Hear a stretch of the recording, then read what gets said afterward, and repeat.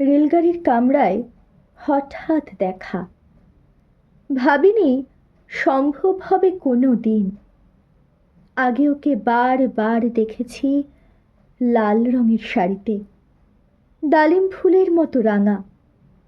আজ পরেছে কালো রেশমের কাপড়, আঁচল তুলেছে মাথায়।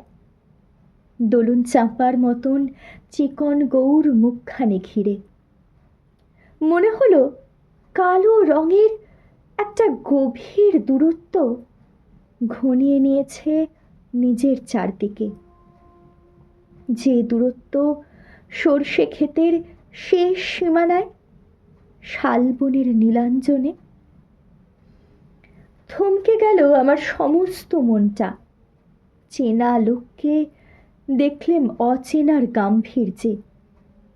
হঠাৎ খবরের কাগজ ফেলে দিয়ে আমাকে করলে নমস্কার। সমাজবিধির পথ গেল খুলে। আলাপ করলেম শুরু। কেমন আছো, কেমন চলছে সংসার, ইত্যাদি। সে রইল জানালার বাইরের দিকে চেয়ে, যেন কাছের দিনের ছোঁয়াচ পার হওয়া চাহনিতে দিলে অত্যন্ত ছোট দুটো একটা জবাব। কোনোটা বা দিলেই না, বুঝিয়ে দিলে হাতের অস্থিরতায়।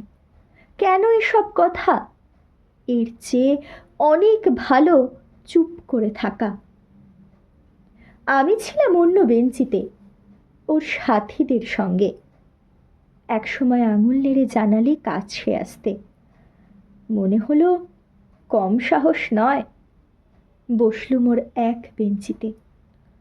গাড়ির আওয়াজের আড়ালে বললে মৃদু স্বরে, কিছু মনে করো না। সময় কোথা সময় নষ্ট করবার? আমাকে নামতে হবে পরের স্টেশনে। দূরে যাবে তুমি, দেখা হবে না আর কোনো দিনই।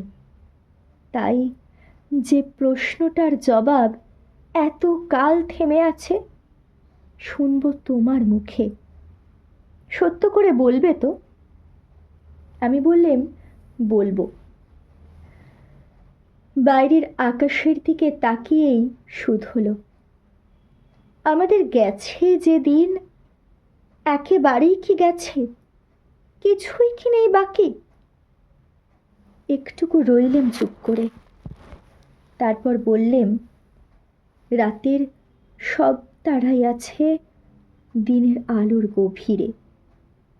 খটকা লাগলো, কি জানি বানিয়ে বললেম নাকি। ও বললে, থাক, এখন যাও ওদিকে।